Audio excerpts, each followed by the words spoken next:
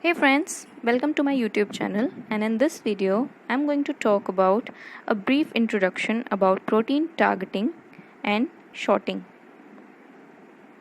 So let's begin. What does this two terms protein targeting and shorting means? It refers to the method cell use to get the proteins to the proper location after their synthesis. Right? If we recall the central dogma, we know that proteins are synthesized by the process of translation using ribosomes as their cellular machinery.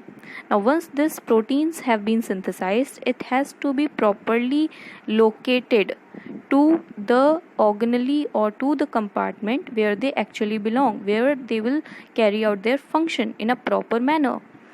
So, the proteins play a major role in most cellular processes but must be located properly to serve their function. We know that proteins are of huge importance. These biomolecules carry out almost all the functions which takes place inside our body. The various biochemical reactions which takes place are regulated by the various kinds of enzymes. So these proteins are of huge importance, but they have to be in their proper in their proper conformation or structural form in order to serve their function, and secondly they have to be get located properly to serve their function. It means that they should get transported to the appropriate destination where they belongs to serve their function. Now, what is this thing which will tell the protein that you have to get localized to that particular place? This is nothing but the signal peptide or signal sequences which are present in the protein itself. You can see in this diagram that this red color in this polypeptide chain, this red color is the signal peptide or the signal sequence. Now these signal sequences are of like 15 to 20 amino acid stretch, which is mostly present at the end terminal of the polypeptide chain. Now we will see a brief overlook of how this whole process occurs and what are the two main mechanisms. Now the first one is the post-translational transport and the second one is the co-translational transport. Let me select the pen. First one is this one, post-translational, and second one is the co-translational transport. Now what happens is, as the name suggests, you can see this post-translational transport, this one.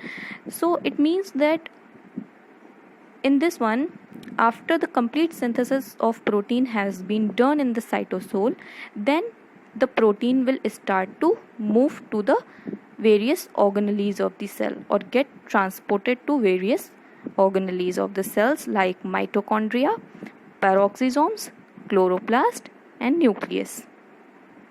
While on the other hand, you can see the second one, which is co-translational transport. In this one, as soon as the protein is being synthesized, it will get transported to various places where it belongs to. Like in this co-translational transport, the one of the main major thing you should know is that the ribosomes are attached onto the endoplasmic reticulum, and from that the proteins synthesized will get inserted into the lumen of the endoplasmic reticulum, and from that it will travel to Golgi apparatus, and from that it will either move outside the cell through excretory vesicle or secretory vesicle, or it will get embedded in the plasma membrane, or it will form lysosome or other parts of the endomembrane system. So these are basically the two mechanism by which protein gets translocated. Now let's see a diagrammatic view of each of them.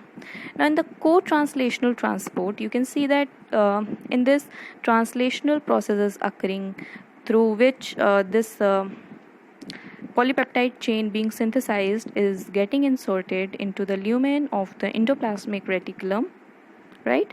Now complete this protein have been synthesized. This will now move to the Golgi complex, and some of them proteins which belong to the ER will remain in the ER, and some will move to the Golgi complex for various kinds of modifications which will take place. Now after the modifications have been done, it will move outside the cell in the form of secretory vesicle, or it will form lysosomes, or it will move to the plasma membrane. Right? Now the other one, which is post-translational transport of the proteins. In this one, you can see the protein are being synthesized by the process of translation, and once all the protein have been synthesized in the cytosol or the cytoplasm of the cell, now it will move to various organelles of the cells, like it may move to the nucleus through nuclear pores, or it will move to mitochondria or chloroplast or peroxisomes, or it may remain inside the cytosol itself, right? So in this post-translational, why this post have been used? Because in this case, whole complete protein first being synthesized and then it gets transported to its final destination, while in this case, co-translational ones, this protein being synthesized and at the same time it is getting transported to various organelles. That is why the term co have been used.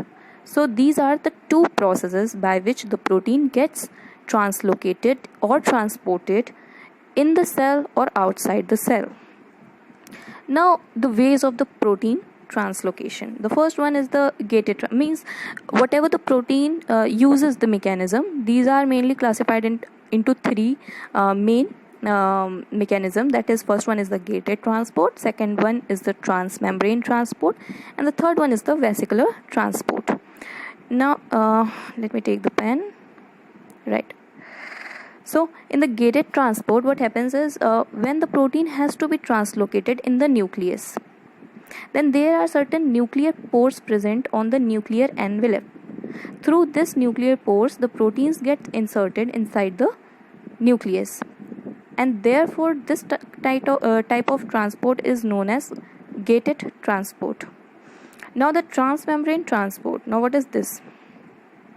In this, when the transport occurs in the membrane of the cell, right, through various kinds of transmembrane channels which are present, then this kind of transport is referred to as transmembrane transport. Now the vesicular transport. Now we have seen that in the co-translational transport, endomembrane system have been used, which is ER, then Golgi apparatus, and then various types of secretory vesicles and other things. So these endomembrane system transport is being done by this vesicular transport mechanism, in which vesicles are there which will take and place the protein in different places, right, inside the cell and outside the cell.